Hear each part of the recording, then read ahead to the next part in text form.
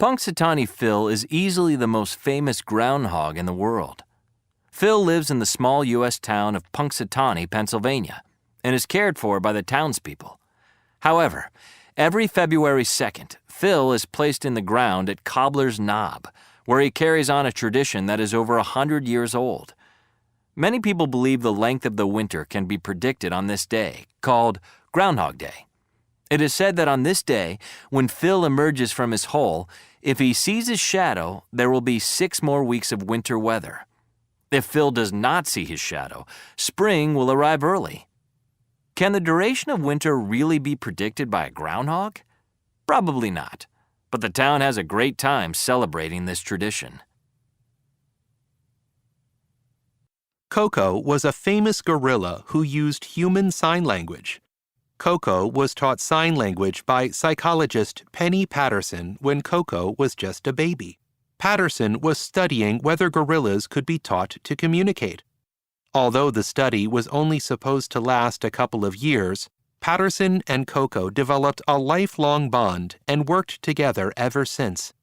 Coco began by learning basic words like eat, drink, and more, and eventually learned abstract ideas such as love, jealous, and shame. It is believed that Coco could sign over 1,000 words, and that she understood about 2,000 spoken words. Coco was also famous for having pet kittens. She was always extremely gentle and affectionate with her kittens. A mouser is a cat that is kept for the purpose of catching mice.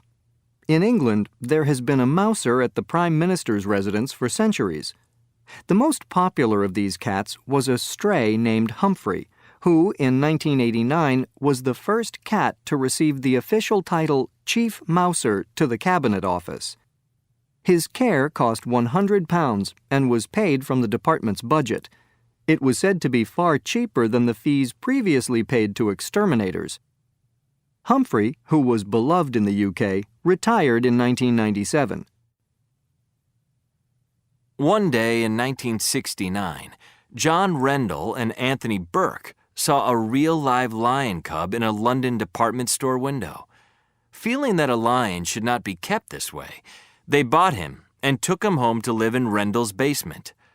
The lion, whom they named Christian, is said to have been an affectionate and extremely cooperative cat who even used a giant kitty litter box.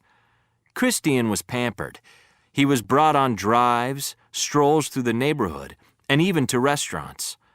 But when Christian grew to almost 200 pounds, 90 kilograms, it was decided that he should be released into the wild.